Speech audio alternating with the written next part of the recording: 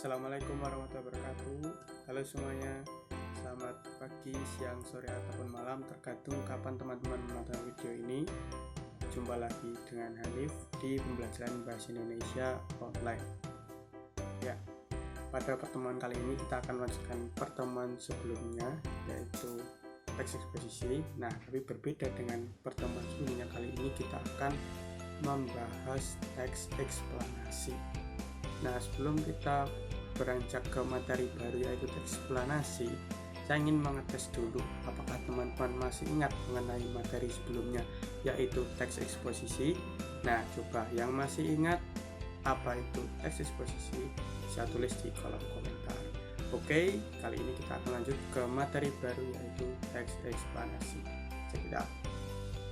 Baik, kita lanjutkan ya. Sebelum kita mulai membahas ke materi kita yaitu teks eksplanasi, mari kita mulai materi kita pada kali ini dengan berdoa terlebih dahulu. Silakan berdoa menurut agama dan keyakinan masing-masing. Sudah berdoa semuanya? Baik, kalau sudah, jangan lupa fokuskan pikiran, fokuskan lingkungan, pastikan semua sudah siap untuk belajar. Oke,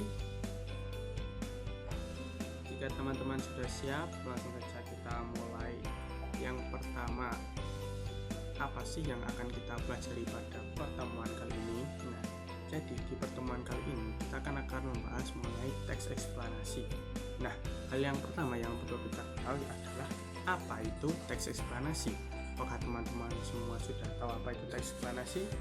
Apakah teman-teman pernah atau barangkali mempunyai gambaran mengenai seperti apa teks eksplanasi? Jika iya, silahkan tulis di kolom komentar. Jika belum, coba perhatikan video berikut ini. Video tadi. Nah, sudahkah atau apakah teman-teman melihat hal yang menarik dari video tadi? Nah, itulah salah satu contoh teks eksplanasi. Jadi, teks eksplanasi adalah teks yang membahas atau membicarakan tentang mengapa dan bagaimana suatu hal, baik itu kejadian-kejadian alam, sosial, ilmu pengetahuan, budaya maupun yang lainnya dapat terjadi. Jadi dalam teks eksplanasi menjelaskan tentang bagaimana suatu kejadian dan apa suatu kejadian itu bisa terjadi.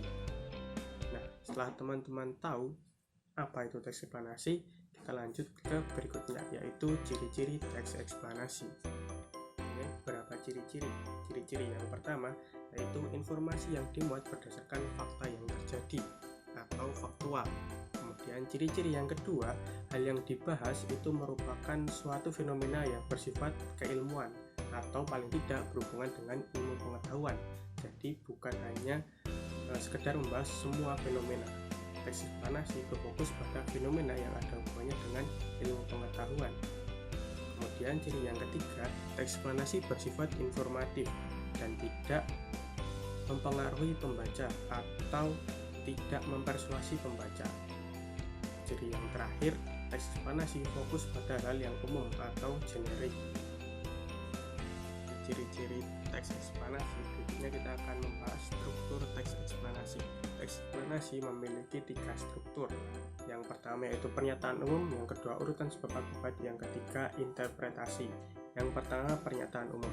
Di pernyataan umum ini penulis atau pengarang akan mencoba membicarakan atau menggambarkan kejadian yang ada atau peristiwa yang ada secara umum sehingga nantinya pendengar atau pembaca bisa mendapatkan gambaran peristiwa yang terjadi dalam teks eksplanasi secara umum. Struktur yang kedua yaitu urutan sebab akibat. Setelah tadi diberikan gambaran umum mengenai peristiwa yang terjadi, di bagian ini penulis mencoba menggambarkan bagaimana peristiwa yang tadi sudah dijelaskan dalam bagian pernyataan umum itu bisa terjadi. Di bagian yang terakhir yaitu interpretasi. Di sini penulis mencoba menginterpretasikan atau memberikan pendapatnya mengenai bagaimana dan apa peristiwa yang terjadi. Kita telah mengetahui apa itu teks eksplanasi, bagaimana ciri-cirinya, dan seperti apa strukturnya. Ada satu hal yang perlu kita ketahui, yaitu kaidah kebahasaan dalam teks eksplanasi. Nah, karena tadi teks eksplanasi bersifat informatif, ada beberapa hal yang menjadi kaidah kebahasaan dari teks eksplanasi ini. Yang pertama, teks eksplanasi menggunakan kalimat pasif. Kemudian yang kedua, teks eksplanasi seringkali menggunakan konjungsi kasual dan waktu. Berikutnya, teks eksplanasi seringkali menggunakan istilah-istilah yang ilmiah, terutama kaitannya dengan peristiwa-peristiwa yang berhubungan dengan ilmu pengetahuan. Teks eksplanasi juga seringkali menggunakan kata kerja material dan rasional. Dan yang terakhir, teks eksplanasi selalu menggunakan kosakata-kosakata atau struktur kalimat yang bersifat informatif.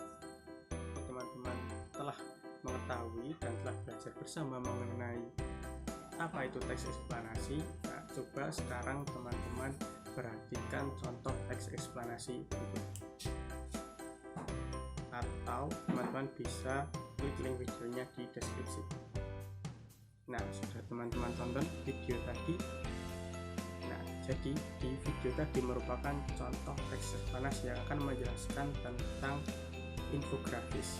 Nah, tugas teman-teman adalah coba perhatikan dan temukan ciri-ciri ataupun kaidah kebahasaan yang terdapat dalam contoh video dari teks eksplanasi mengenai teks infografis tadi.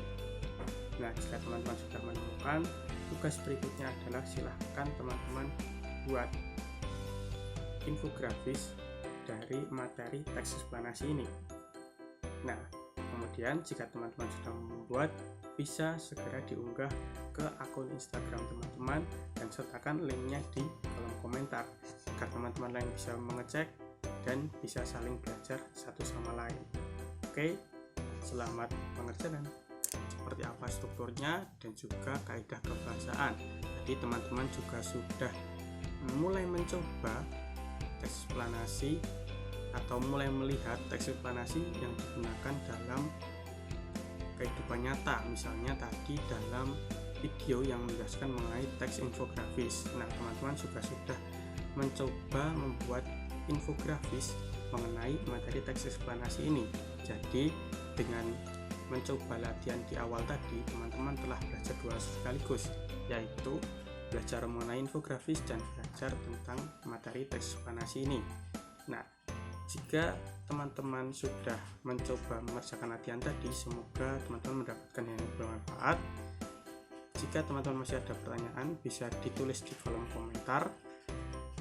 Kemudian sebelum kita akhiri pelajaran kali ini, silahkan dibereskan dulu tempatnya, kemudian mari kita berdoa bersama-sama. Baik, terima kasih. Semoga apa yang kita pelajari kali ini bermanfaat. Tetap semangat, jangan lupa tugasnya dikerjakan dan terus belajar.